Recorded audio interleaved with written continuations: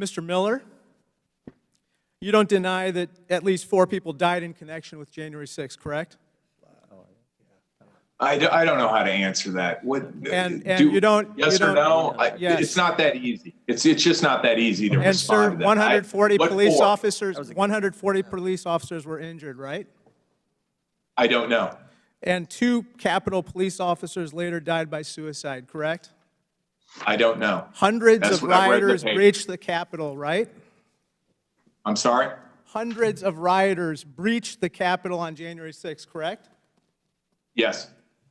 Now, sir, I want to highlight a paragraph in a Vanity Fair article about you from January, in that in response to the critique that you were too slow responding to the January 6th breach, you said, quote, "I know for an absolute fact that historians are going to look and go, those people had their game together." Mr. Miller, I have a picture of January 6th and what the nation saw on TV. I can assure you these pictures of mayhem and insurrection do not suggest anyone had their game together that day. Let me turn your attention to another topic, namely Russia. You said, quote, "I have professional respect for how they do things. I kind of, like professionally, I'm like, wow, they're doing pretty well. And they're using a lot of irregular warfare concepts, information, all this stuff in a way that, like, oh, good on them." Mr. Miller, according to the ODNI, on March 10th, 2021, Russia interfered in the 2016 and 2020 elections, correct? I didn't read that report. On top of that, Russia invaded Ukraine and annexed Crimea, right? I am aware of that. Yes, sir, they did. Mr. Miller, you know Vladimir Putin tried to kill his political opponent, Alexei Navalny, with a nerve agent, correct?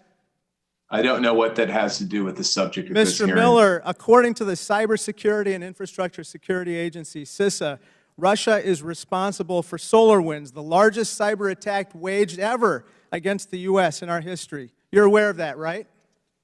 I thought I was here to discuss the unexplained delays and unanswered questions of the event of 6 January. Sir, you said good on them with regard to Russia.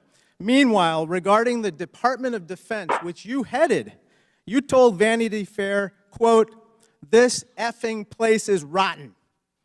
I think your comments, Mr. Miller, about Russia and the DOD are bizarre and rotten, and I think they illustrate, unfortunately, the problems of the response on January 6th. So now let me turn to January 6th. On January 3rd, you informed the President that Mayor Bowser requested National Guard support. And according to page 11 of your written statement, the President said to give the mayor the support she requested, correct? Yes. On January 6th, according to your statement, you became aware sometime on or before 1:30 p.m. that day that the rioters breached the perimeter of the Capitol, right? Yes. According to a DOD-created timeline, at 1:34 p.m., Mayor Bowser called Army Secretary McCarthy to request, quote-unquote, additional forces to respond to the Capitol. According to page 8 of your statement, at 3:04 p.m., so 1.5 hours later, you authorized mobilizing the D.C. National Guard and providing these additional forces. That constituted a gap of 1.5 hours. During that 1.5-hour gap, why did you and the Secretary disobey the President's order to give the mayor the support she requested? She already had the support she requested. What's your question, sir? Sir, she requested additional support. You see this mayhem and pictures of insurrection on January 6th? She requested additional support from you.